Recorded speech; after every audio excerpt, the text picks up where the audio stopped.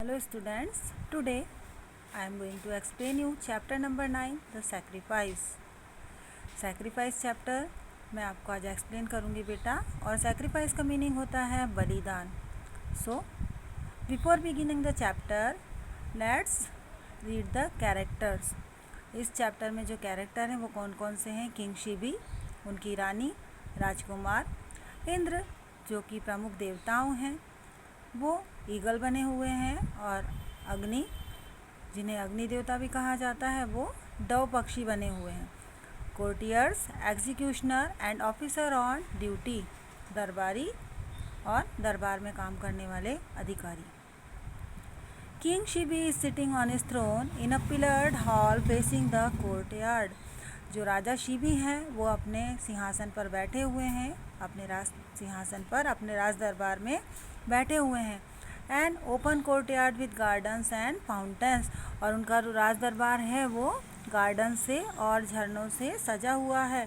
King Shibi is known for his justice and righteousness. जो राजा शिबी हैं उन्हें जाना जाता है उनके जस्टिस के लिए, उनके न्याय के लिए और उनकी नीति परायणता के लिए या उनकी सच्चाई के लिए. His court is in progress, और उनका जो दरबार था वो दिनों दिन उन्नति कर रहा था. And there appears a white dove flying straight towards him, और अचानक ही एक सफ़ेद डव पक्षी उड़ता हुआ उनकी तरफ आता है, जैसा कि आप चित्र में देख सकते हैं, दिया हुआ है पिक्चर में. एक वाइट डव जो है वो राजा शिबी के राइट हैंड पर बैठा हुआ है.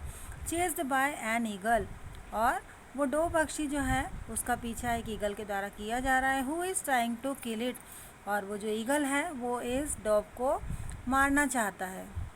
जैसे ही राजा उस डॉग को देखते हैं तो क्या कहते हैं, oh what an innocent bird, कितना मासूम पक्षी है. He opens his robe and the white dog quickly flutters and in and nestles there.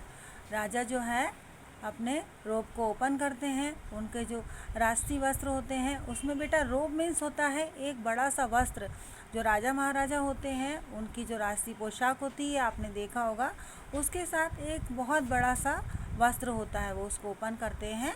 और वाइट डव जो होता है अपने पंख फड़फड़ाता हुआ जल्दी से उसमें आ जाता है, और वो बहुत डर से काँप रहा होता है और बहुत थरथरा रहा था. ईगल जो है वो क्या बोल रहा है, रशिंग बिफोर द थ्रोन, और राजसिंहासन के पास आकर जो बाज है वो क्या बोलता है, बर्निंग विथ एंगर, बहुत गुस्से में है. सरेंडर माई प्रे ओ किंग, राजा मुझे मेरा प्रे, मेरा शिकार वापस करिए. राजा जो है वो क्या बोल रहे हैं, वेरी कामली, बहुत शांत भाव से, know the Dove is in my shelter. अब जो डव पक्षी है वो मेरे शेल्टर में है, मेरे आश्रय में है. And I shall not betray it's trust, मैं इसका ट्रस्ट जो है बिट्रे नहीं करूँगा, विश्वासघात नहीं करूँगा.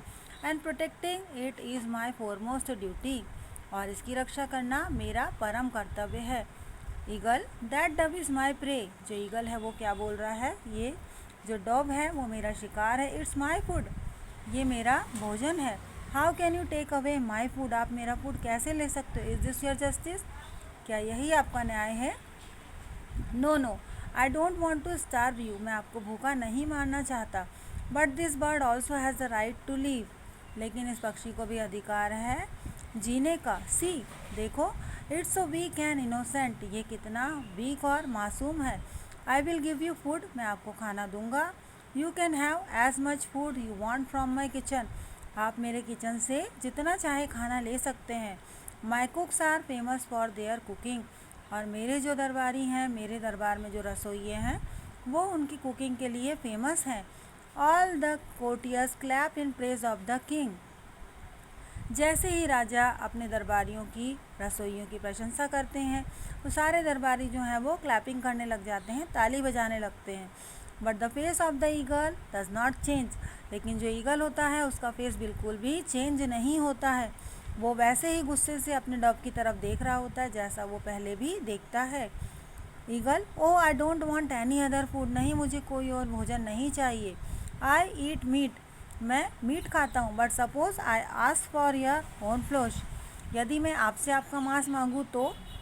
The whole court stand up startled, जो सारा दरबार होता है वो आश्चर्यचकित हो जाता है, पूरे दरबार में सन्नाटा छा जाता है.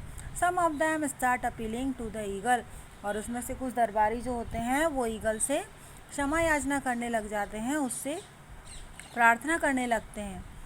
तो ईगल जो है स्लोली एंड केयरफुली, धीरे से क्या बोलते हैं, I demand your flesh equal to the weight of the dove. राजा, मुझे आपके मांस उतना ही चाहिए जितना कि इस डव का वजन है। राजा क्या बोल रहे हैं, इट शैल बी डन, हाँ ऐसा ही होगा। ब्रिंग द स्केल्स, तराजू लाइए। ईगल, स्टे, रुकिए। The flash must be cut from the right side of the body only. जो आपका फ्लैश है वो आपकी बॉडी के राइट पार्ट से ही कट होना चाहिए। राजा क्या बोल रहे, दैट इज़ ईजिली ग्रांटेड, ऐसा ही होगा। Eagle, your wife and son must be present at the sacrifice.